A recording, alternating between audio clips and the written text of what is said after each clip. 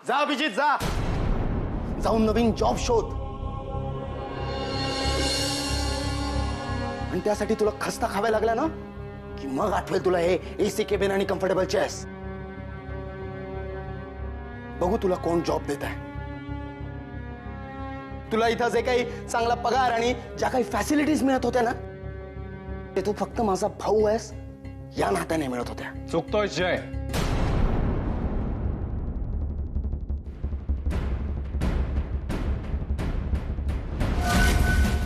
मला इथे जे काही मिळत होतं ते सगळं माझ्यात असलेल्या पोटेन्शियलमुळे आणि कॅलिबरमुळे मिळत होतं. तुझा भाऊ आहे म्हणून नाही. याउलट तुला जे मिळतंय ते फक्त तू नीना आत्याचा मुलगा आहेस म्हणून. Okay fine. आतापर्यंत तुला जे काय मिळालंय ते तुझ्या मेरिटवर मिळालं. पण आता तर काय तुला जॅकपॉट लागलाय.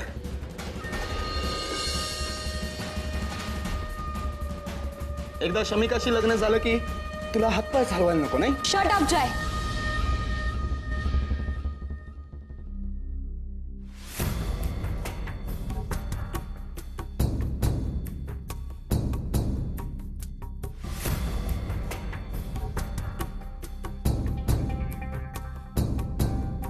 तोंड सांभाळून बोलायचं, कळलं?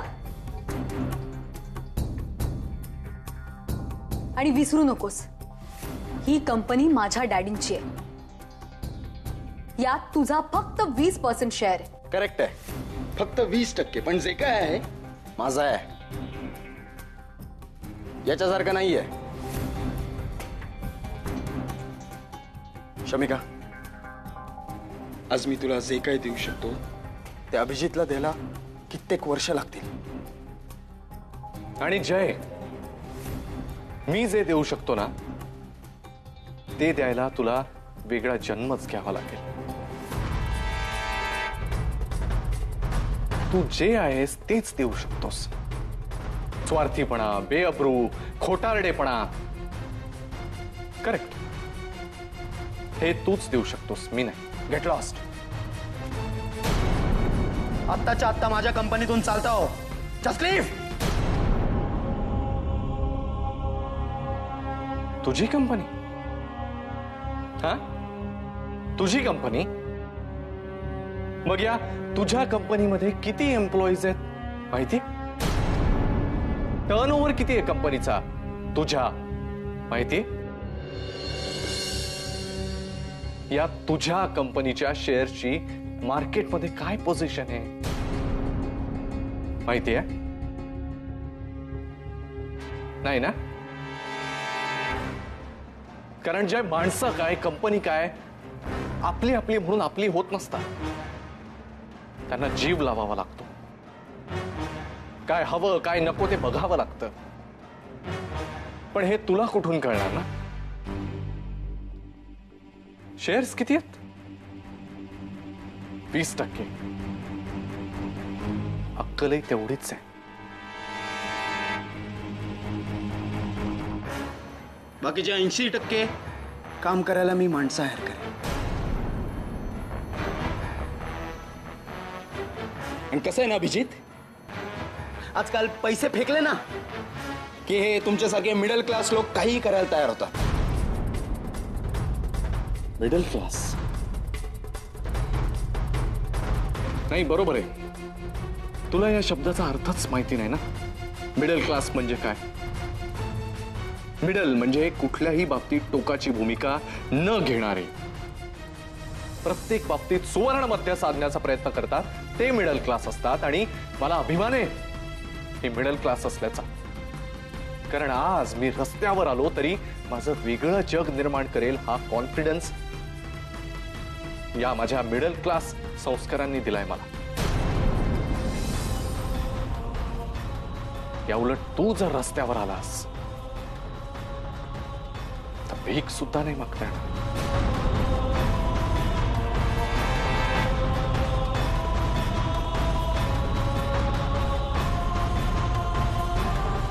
जय, मी आज जो काही आहे ना तो माझ्या घरच्यांमुळे. आणि माझ्या घरच्यांनी मला 2 गोष्टी दिल्या.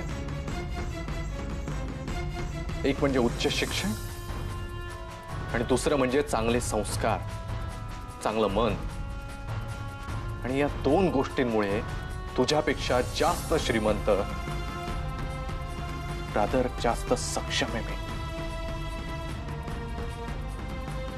आणि तिसरी जी गोष्ट माझ्याकडे आहे ती म्हणजे शमिका, माझं प्रेम.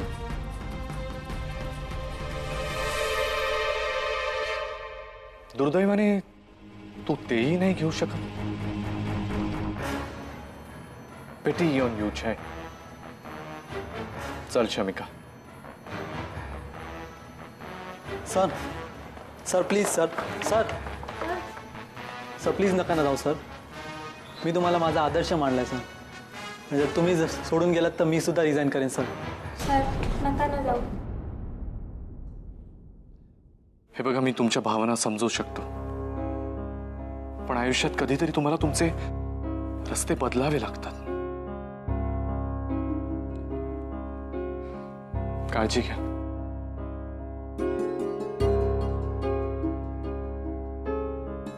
सर हा सर, सीव्ही मिळाला ना? हो करेक्ट, बायोडेटा आणि फोटो दोन्ही येतात. नाही, बाकी सॅलरीचे एक्सपेक्टेशन्स मी जरा मेलमध्ये डिटेलमध्ये लिहिल्याच आहेत, तेवढं बघून घ्याल. हो, काही असेल चांगला जॉब तर नक्की कळवाल. I be waiting for your call. Yeah sure. Thank you. Thanks a lot. अभी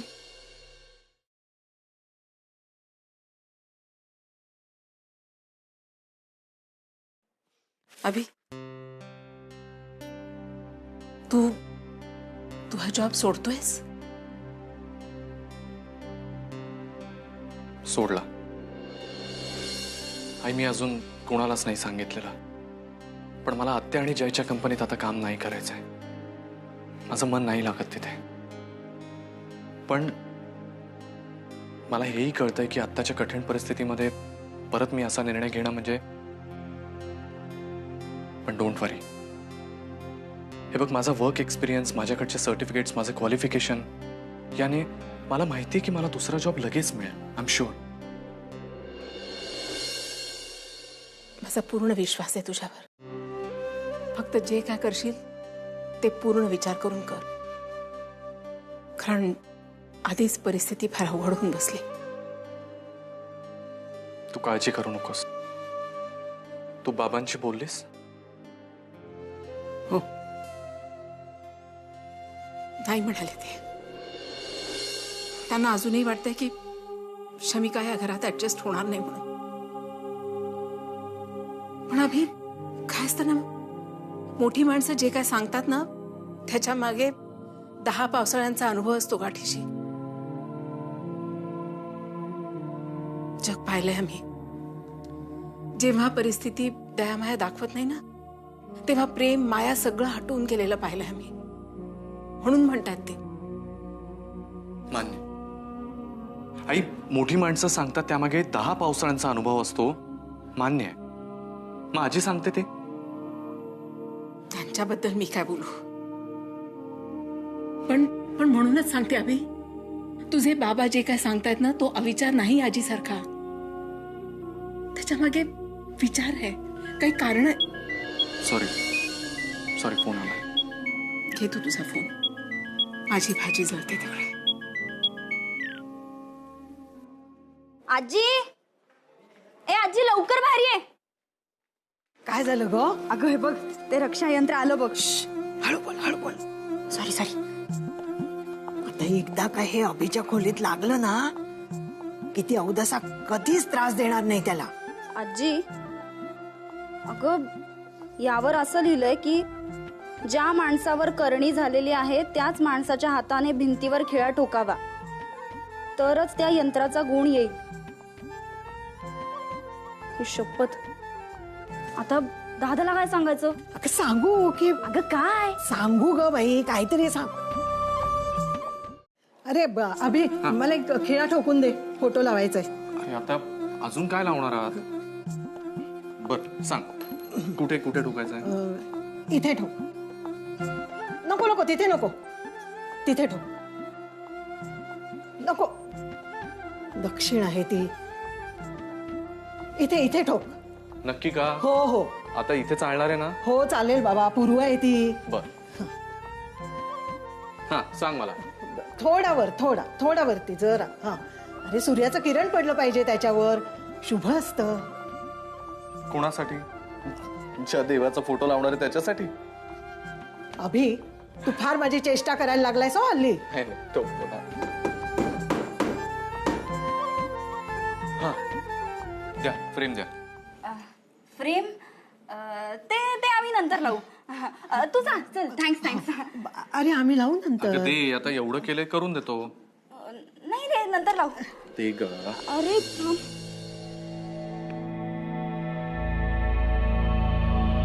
हे काय?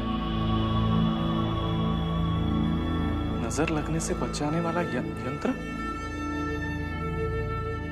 हा काय वेडेपणा? 1909 2,000 रुपये खर्च करून हे माझ्या रूम मध्ये लावण्यासाठी हा वेडेपणा? अरे माझ्या नातवाच्या जीवापुढे ह्याची काय किंमत आहे मला? मला त्याचं काही मोल नाहीये. कारण माझ्यासाठी माझा नातूच मौल्यवान आहे. आहे ना? मग हे असल्या गोष्टींनी माझ्या आयुष्यात सुख येईल असं जर तुला वाटत असेल तर ते चुकीचं आहे आजी. मला कशामध्ये आनंद वाटतोय, मला कशामध्ये सुख वाटतंय याचा विचार कर ना.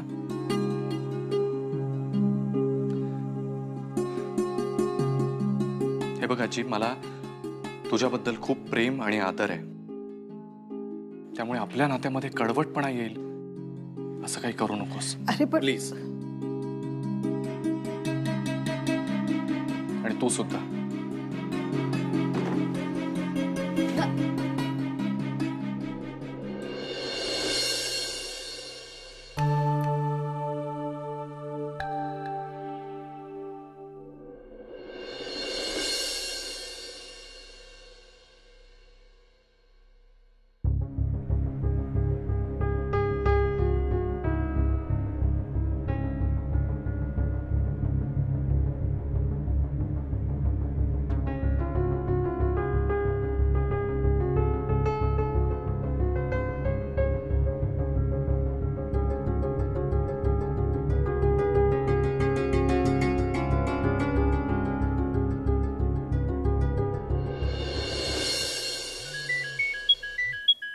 शमिका, हॅलो. काय आठवण येते माझी? हा मला सुद्धा येते खूप. मला वाटलं झोपली असशील तू एव्हाना, पण तरी मनापासून वाटत होतं की तुझा फोन यावा, तुझं नाव स्क्रीनवर असं मस्तपैकी फ्लॅश व्हावं. आणि नेमका तुझा फोन आला. आपल्यामध्ये ना एक सॉलिड बॉन्ड आहे, एक वेगळंच कनेक्शन आहे. कितीही अंतरावर असलो एकमेकांपासून तरी एकमेकांच्या मनातलं ओळखता येतं. हो ना? I know, I can understand. Riya झोपली असेल, बराच उशीर झालाय म्हणून नाही बोलता येते ना. ठीक आहे, तू पण आता शांतच हो. ओके, उद्या बोलूया. Good night. Love you.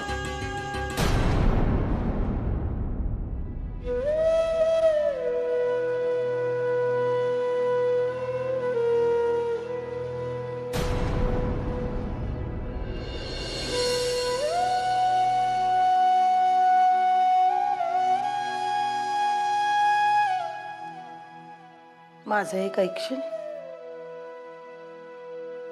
हे बघ, काही गोष्टी ना परमेश्वरानेच ठरवलेल्या असतात.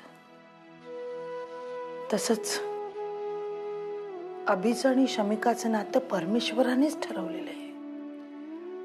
तू त्यांच्यामध्ये येऊ नकोस. हेच तुझ्या भल्यासाठी आहे. ऐक माझं.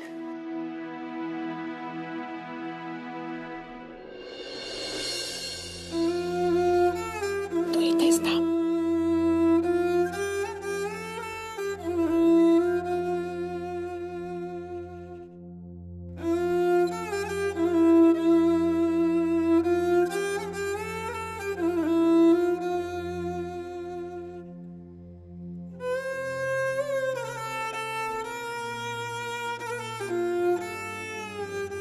तुझ्यासाठी जीव तुटतो रे माझा. तुझ्या भल्यासाठीच करते ना मी हे सगळं. त्यासाठी मला कितीही वाईटपणा पत्करावा लागला तरी हरकत नाही. अरे माझा यात काही फायदा नाहीये, स्वार्थही नाही.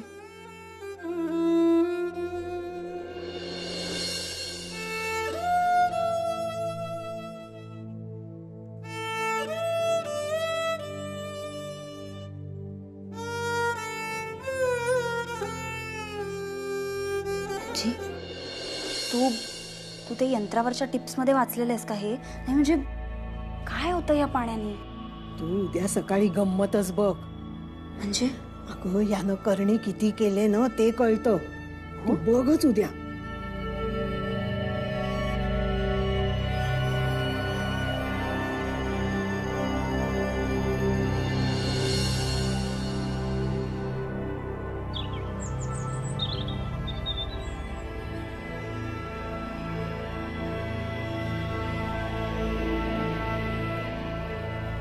काय शमी, ब्रेकफास्ट केलास की नाही? हा, आवडली ना साबुदाण्याची खिचडी? काय ग, अगं लक्ष कुठे आहे तुझं? हां सॉरी, ते मी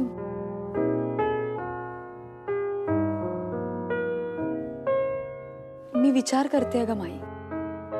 बघ ना, दरवेळी मी हे घर सोडून जाण्याचा प्रयत्न करते, पण नशीब मला परत इथेच घेऊन येतं.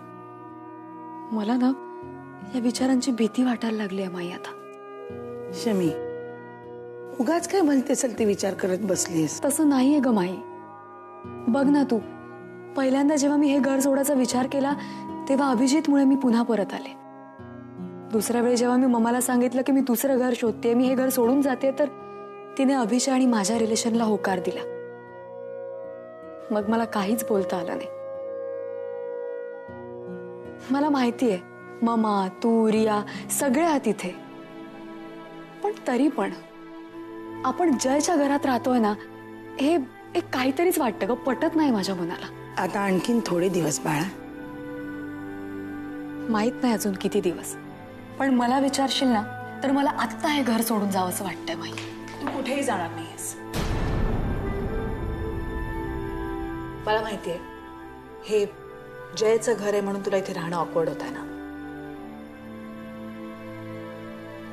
हे जयचं घर नाहीये, हे नीनाचं घर आहे, तुझ्या ममाच्या मैत्रिणीचं. मग इथे राहायला काय हरकत आहे? फारसं पटलेलं नाहीये ना हे कारण? ठीक आहे, आता तुला पटेल आणि आवडेल असं एक कारण सांगते. तुझ्या अभिजितच्या आत्याचं आहे. मग आता अभिजितच्या आत्याच्या घरी राहायला काय प्रॉब्लेम होऊ शकतो, राईट?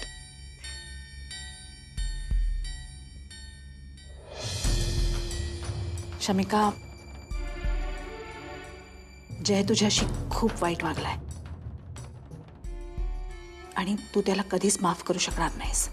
अगं तूच काय, मी त्याची आई आहे. मी सुद्धा त्याला कधीच माफ नाही करू शकणार. इनफॅक्ट मी जयला नेहमी सांगायचे, अरे अभिजितकडे बघ, तू किती गुणी आहे. अभिजित इज अन आयडियल सन.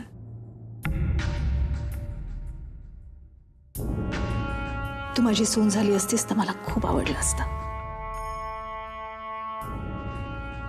पण आता तू अभिजितवरती प्रेम करतेस, तुला त्याच्याशी लग्न करायचंय. ठीक आहे, अभिजित माझा मुलगा नाहीये, पण माझा भातजात आहे, माझ्या मुलासारखा आहे. सो अशी नाही तर तशी तू माझीच सून होणार आहेस. म्हणूनच म्हणतेय इथेच राहायचं, हे घर सोडून कुठेही जायचं नाही, कळलं? माई, मला उशीर होतोय, ऑफिसला जायचंय, खूप इम्पॉर्टंट मीटिंग. निघू? इथेच राहायचं. See you. बरं माई, खिचडी खूप छान होती, बेस्ट, तुझ्यासारखी अगदी. हो. बरं रियाला सांग गरम गरम खिचडी खाऊन घे. हां, ओके. आणि मी अभिजितला भेटायला जाते. येऊ? नीट जा. हो.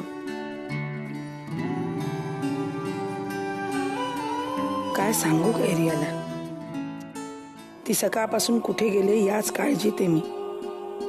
फोन लावते तर तो सुद्धा उचलत नाहीये. काय होणार आहे या मुलीचं? कुठे फरकटत जाणार आहे ते परमेश्वरालाच माहित.